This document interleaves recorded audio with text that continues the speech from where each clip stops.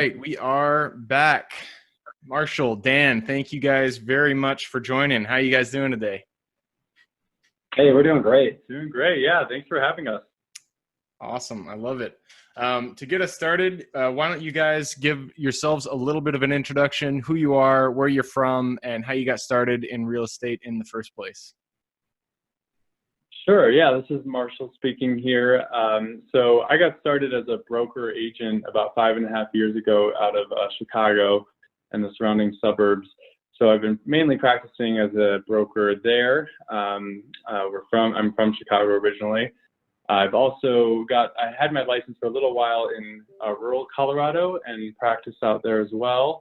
And then in the last couple of years, I developed this platform called Broker Assist that has added a lot of value to agents and brokers for referral networking nationwide, as well as an expanded gig economy for real estate agents to get coverage on any deal-specific tasks they might need from fellow agents and brokers in their brokerage firms. So it's been a little bit of brokers, a little bit of technology, and investment as well. Yeah, and this is Dan. I have 20 plus years in real estate. I was always interested in real estate as a kid. My grandfather was a big real estate investor in Chicago, and he taught us the value of investment in real estate. And over the years, as I grew my investment portfolio, I knew I needed to add real estate. So 20 plus years ago, I bought my first property, single family home. I did rehab, and then I got addicted to that and have done multifamily and other large structures as well. So it's been a 20 plus year fascination with real estate. I'm still learning a ton, and also now in real estate development around the software development. And it's been, really wonderful. I have a background in technology. I worked at IBM for 20 plus years. I'm the current chief revenue officer of Nerdery, a major digital innovator and transformation company with companies like Google and Verizon and others as our clients. So the real estate market's always looking for new invention. And when Marshall came with this idea around real estate technology, I thought, yeah, let's do it. So I'm the founding advisor of Broker Assist with him as well. I love it. So you guys, between the two of you, you guys kind of spanned pretty much everything that you can do, except for it sounds like lending in real estate. You got Marshall on your side. You're a broker, and then you also started Broker Assist, which is PropTech. And then Dan, it sounds like you've been buying holds and development and rehabs for 20 years now. Yes. Yeah, and I just started my first investment property recently, a 3-flat in Colorado. So it's been, quite an interesting project, learning a little bit of handyman work there too. So a little bit of everything in real estate here. Yeah. Nice. You're doing the work yourself? A little bit here and there. I'm learning as we go. Mostly contracting though. Yeah, the first one is always the hardest one, that's for sure. Right. For sure. Awesome. I'm learning a lot. So the thing that kind of brings you two together is the PropTech. It is the software that you guys are developing together. You guys each have your own separate businesses, and then the thing that ties you together is that PropTech. Is that about right? Yeah, that's right. Perfect. I love it. So I kind of want to. We all know that like real estate, there's a spectrum or a process that happens when you start investing, and the very beginning of that sequence is finding the property. So how I really like to start these out is figure out, how it is exactly you guys go about finding the properties. Marshall, it sounds like you're more on the broker's side, so this is more a question pointed towards Dan. Yeah. Yeah, so it's a great question. I think that the first thing to do is understand what you want to invest in as far as your portfolio. Is it a single family home? Is it a multifamily? Is it a mixed use, or is it a commercial only? And that'll help understand what the kind of return you expect on it is. And obviously, I kind of did in reverse order. The highest yield would be a single family home that you want to go for. And then the lowest risk has been commercial, honestly, up until COVID, which I think has changed significantly now with much commercial space available and having significant challenges in that area. So you first have to know what that risk profile looks like in return. And then really understand what area. So one, what type of investment, then two, what area you want to invest in. Are you comfortable in a remote investment that you would be likely having a manager work on the property for you, leasing the space, etc.? Or would you rather be more hands-on and closer to that asset that you're going to invest in? I think location is really important. And then the third is, do you want to do it by yourself or with partners? And those are the top three things that I look at as a piece of real estate investment. Is, again, what type of property will help to determine the return, where that investment will be, and then again, will you have a partner or will you do it by yourself? Gotcha. I love it. And partnerships is definitely one of the most the thing that brings the most reward to a business, and it can also be the thing that that kind of tears a business down when you don't have a good partnership set up. Is there any pieces of advice you can give on the end of partnerships? I'm sure if you've been in the business long enough, you've seen good partnerships, bad partnerships. So kind of go into that, and how do you identify people that you really feel like, what makes a good partnership? Yeah, that's a great question. Partnerships are, if you decide to go into real estate investment with a partner, you're really going to have to decide on what each of your roles are going to be. I've seen in my experience individual investments with silent partners. Those honestly tend to be the best because you're going to continue to be the decision maker, and then that person has put the money in and will be a silent partner and will not control the decision making in that investment.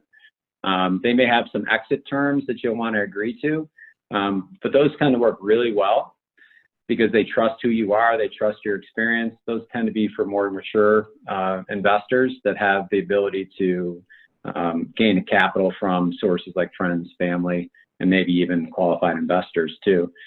I would say the next one that I think is more common are people that have shared partnership decision making, shared capital requirements. Those tend to be the hardest because you do have to come with a expectation of what each roles are going to be. And if you're bringing both skill sets are similar, I think that's a challenge because then you start to headbutt. But if one wants to take care of the development of the increase in the value of the property, another wants to handle the business side of it, such as paying the bills, make sure the rent is paid, and identifying the right tenants, that tends to work out really well. And that partnership should be spelled out. Even if it's a really close friend or a family member, I would highly recommend that there still be a partnership agreement that's very clear in each of your roles and responsibilities. And then I've seen partnerships as fractional partnerships too, where someone says, hey, look, I'm just going to invest in a portion of it, but I also want to say so in it. And that could be where you have 3 or more investors who will come in and identify a property together. Those tend to work out really well when they have different skill sets. Some may bring more capital than others. Others may do more of the hands-on work, and others may, do more of the advising from a distance. Especially having someone local close to that property may be the reason why you might want to go to a third investor. If there's 2 primary investors that are bringing most of the money and skill, but then want to have somebody that has some skin in the game, if you will, maybe a local investor that's closer to the property. So those are the types of partnership agreements that I've seen work really well. And when you don't set the expectations up early, they can go wrong. Gotcha. I love that. And expectations are definitely key. And it sounds like it all kind of boils down to how decisions are made, and really, getting in sync on how decisions will be made, whether one person will be silent, who will be doing what, and getting that all up front before you actually proceed into the partnership.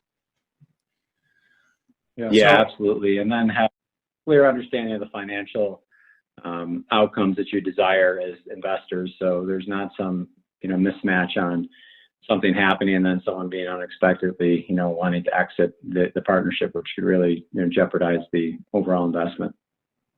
Absolutely.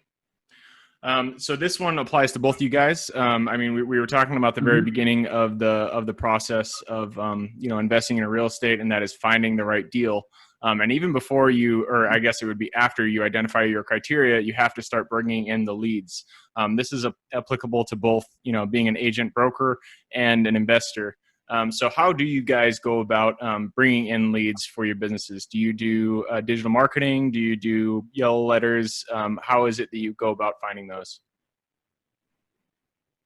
Yeah, I mean, traditionally, a lot of my businesses come from referrals. So extending, through past clients, family, and friends, and letting everyone know, right? Hey, I'm in business. Call on me when you need something. I think that's a huge part of our business that's under leveraged by a lot of agents and brokers. I'd say too, we when it comes to finding investment property, I mean, a lot of it is some spreadsheet work, right? And looking at cap rates and all sorts of metrics, rents, and finding out all that information, and following the MLS very closely is really how I've done it, at least on this first property of mine. And then, when it comes to our, technology business, it's been a little combination of everything. That's a whole nother beast when it comes to marketing, especially as a double-sided marketplace that we're developing. Being out, I think the biggest success we've had with that, and even as a broker agent, is the shaking of hands. Like I said, putting yourself out there, going to the conferences, going to the networking events locally and nationally with NAR, and shaking hands and getting to know other investors. And they may have the next opportunity, right? And that shows up. So that's where, networking has played a huge role in our success, whether it's with Broker Assist in this technology, as a broker agent, as an investor, finding that next big deal. I mean, just hearing Colorado, even just at a it was a film festival in Telluride, meeting a big time real estate investor who's out of Utah, and others, developing and growing our network there for further investment capabilities with angel investors and such. So I think that's a big part of it, is just putting yourself out there and learning in that process, for me at least. Yeah. I love it. Yep. And I think your words have been echoed across every single episode I've had, is that networking and relationships pretty much are the crux of real estate. And it's not only it's not only the way to further your deals, it's also the way to find the deals. So love that you mentioned that. So I want to jump here and switch gears just a little bit. You guys mentioned that you are, the thing that ties you guys together is the software that you're developing. And so I want to dive into that just a bit and understand, what it is that your software does, and how it can be, investors, and there's brokers that listen to this podcast as well, how they can utilize that platform. Sure. So Broker Assist is the new collaboration and referral network for real estate agents and brokers. So we have essentially built out what is considered the gig economy for real estate professionals. So similar to like all these gig economies out there, Uber and Grubhub and all these things where, we have these double-sided marketplaces, people seeking help, other people, pitching in, right, and delivering a service. So with real estate agents and brokers, what we found working as realtors ourselves is there's this highly disintegrated system in place when agents and brokers need assistance from each other for last minute showings, inspections, appraisals, final walkthroughs, any deal specific tasks, open houses that come up, and maybe they're out of town or across town and can't make it, something comes up last minute, and we need to delight our clients on demand, all right? And typically mobile first. As realtors, we have moved to a mobile first technology across our different platforms and like whether it's CRMs and whatnot. So we put it all together in one spot where you can seek assistance in the gig economy, hire other fellow realtors within your firm if you want to keep it in-house. That is, of course, available through our white label solutions. and then outside of firms as well for other virtual firms that exist nowadays. And then the other side of it is the referral networking piece, which is nationwide. We do not charge any commissions on our referral networking. We're simply a connection source. So agents and brokers can post for on-demand assistance on a referral, meaning, hey, I'm in Chicago, I have a referral going to New York, and I'd like to get connected in my meeting with that client who is moving in 45 days now that we're under contract and needs to find a place. So we don't lose out, which typically we lose out big time on those referrals because our clients go find an agent, on Zillow or some other platform, and we don't ever get that 30% cut of that referral commission. So it provides that on-demand mobile-first technology for that networking. Yet again, networking, a huge piece of real estate, whether you're an investor or broker owner, agent, it's essential. So we put it all together in one platform. Payments are integrated if you'd like to pay directly through the app, because what we've also found is the big sticky point is the chasing down checks and cash still, instead of having it in one spot, in one app. And then of course, reducing our email noise, which is at a brokerage firm, a lot of our white labels, that's a huge selling point, is that they get rid of so much email noise from all these jobs and assistance that agents, partake in, and as well as the referral piece that we send emails out on all the time. So there's a lot to it, and of course, you can visit our website for more on that, brokerassist.com. Wow, I really like that idea. So it's a gig economy for the real estate industry, and I'm assuming this can be applied also to investors who are doing FSBO, who are trying to sell their own houses, and so many times you're on the job or something comes up and you just can't get to the property when you need to be showing it, and so they can use your app to find somebody to go out and basically step in to where they're kind of dropping the ball. Is that correct? Yeah, we have definitely looked at expanding it to that. I mean, currently right now when you sign up, we're asking that everyone is licensed real estate professional. So if you are, great, yes. If you happen to be also licensed and an investor, absolutely.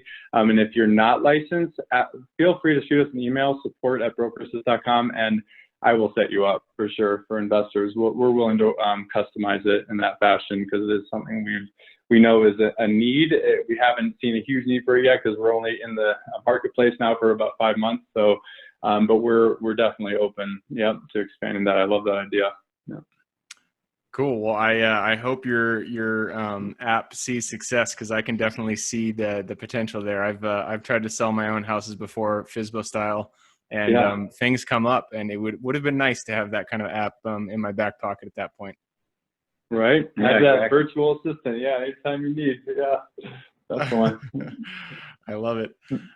So we try to keep these episodes to around 20 to 25 minutes. So we're running up to the end here so quick. But before we do, I like to hear a little bit experiences from the two of you. We love hearing stories in your real estate career. And we all know that real estate, it's a roller coaster. You got your ups, your downs. So kind of take us to one of the periods in your career that was like, it was the most difficult, one of the troughs that you've experienced. And what was the lesson that you pulled out of that? Yeah, this is Dan. I could tell you the trough would definitely have been 2008, when the real estate market collapsed on itself because of the mortgage crisis. And what that did was remove both supply and demand, which is really interesting. And it really dried up the sources of funding as well. So properties that were to have been refinanced because, say, they were commercial loans, and during that time were nearly impossible to get financing for. And so many people had, to lose their commercial properties, even if they were cash flow positive and returning great cap rates. Banks just weren't willing to lend. So unfortunately, myself and others in that space lost, significant amount of capital due to not only the decrease in the, overall valuation of the property, but also in the ability for you to continue that funding arrangement with banks. So it was definitely a struggle. What I learned from that, was, really stay very close to the lender and understand early on what their capabilities are, and if it is going to be a portfolio loan and kept in their house, what that looks like and what their requirements of capital are going forward. Because there will always be a dip in real estate every 10 to 20 years. So understanding what those needs are from your capital provider is super important. And when that loan comes new, what your partners are willing to do too, because they may also be strapped for cash and look for that cash to come out of that property. So that was the lesson I learned. Stay close to your lender and be very tied to your partners on each of the deals, because that will become the test, that partnership and what you've come to agreement on. And then the high points, of course, have been buying at points that are low, right? Even though they're very tight on capital, because you stay close to those bankers and people to provide the capital and other investors, they said, you know what, let's go out and look for something. Those were some of the best times. So even the worst times, low rates. Low rates. So even the worst times, you can turn around and say, hey, look, let's take advantage of this. So those are my two. Mm-hmm. Nice. I love it. I love it. Yeah, and I can pitch in here a little bit. I mean, I haven't been in the investment side as long. I mean, right now I'd say the high is the low rates, like I mentioned there. That was pretty exciting. I mean, even in the midst of all this craziness. But I'd say the challenges I've had as a broker, and then also with this technology business in the last year and a half, is more so around building the right, the network, right? And like I said, putting yourself out there. But what I've learned is just persevering and never giving up on those email follow-ups, phone call follow-ups. There are a few instances where I followed up probably for 8 months regularly, and it finally stuck, and we got an amazing, customized white label opportunity that we're, working. So there's a lot of just perseverance involved in real estate, of course, whether it's buying and holding, right, and not getting scared, and just persevering through the ups and downs in the market, as well as just in,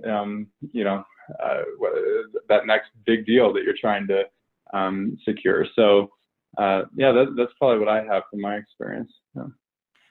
I love it. And 8 months, that is, first of all, kudos to you, because following up for 8 months, it's a hard thing just to remember that long. It's a very difficult thing, but right. Yeah. I got to put that in the calendar. It was even before the business was launched. It was that early. I just, every time I followed up and never heard back, I would just move it to the next month. And every 3 weeks to a month, I would just keep moving it. And finally, you know what? They're like, hey, thanks for, oh no! I've been doing it for a year now.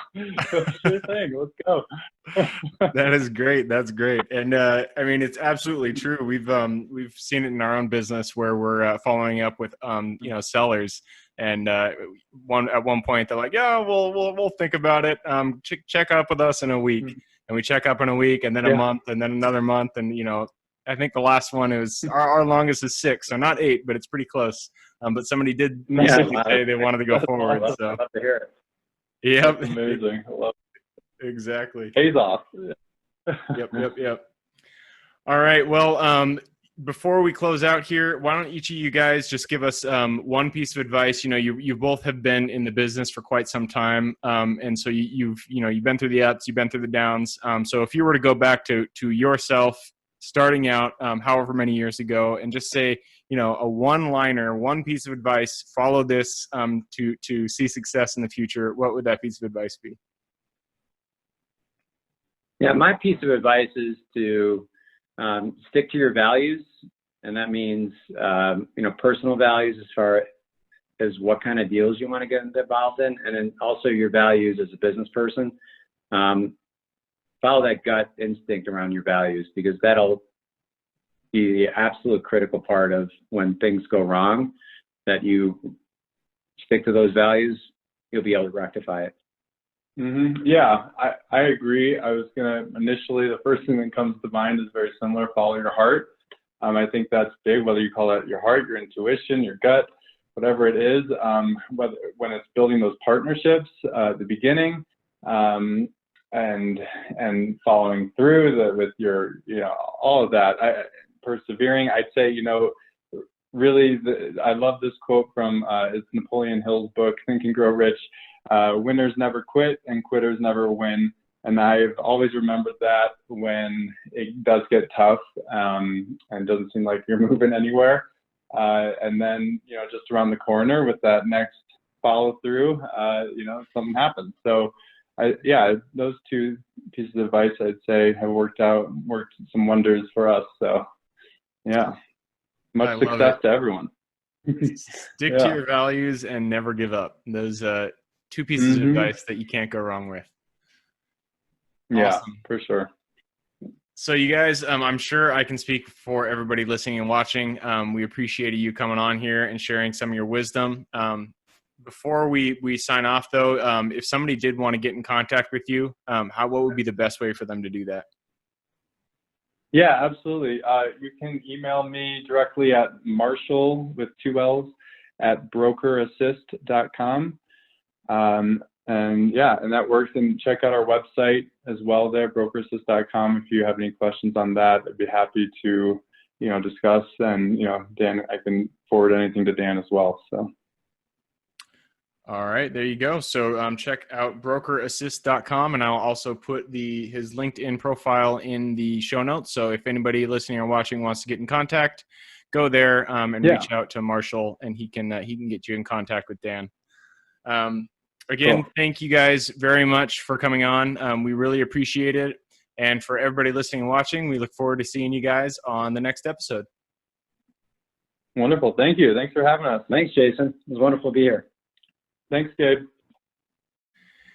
Thank you for joining us on the Real Estate Investing Club. If you've watched this far, I'm sure you've gotten a little bit of value out of this. So we would appreciate it if you hit that thumbs up, share it with your friends or family, whatever it may be. And if you'd like to share or partner with us on a deal, we absolutely love partnering on deals and are always looking for quality projects. Go to www.therealestateinvestingclub.com to get in contact with one of our partners. Otherwise, I hope you guys have an absolutely fantastic day, and I look forward to seeing you on the next episode.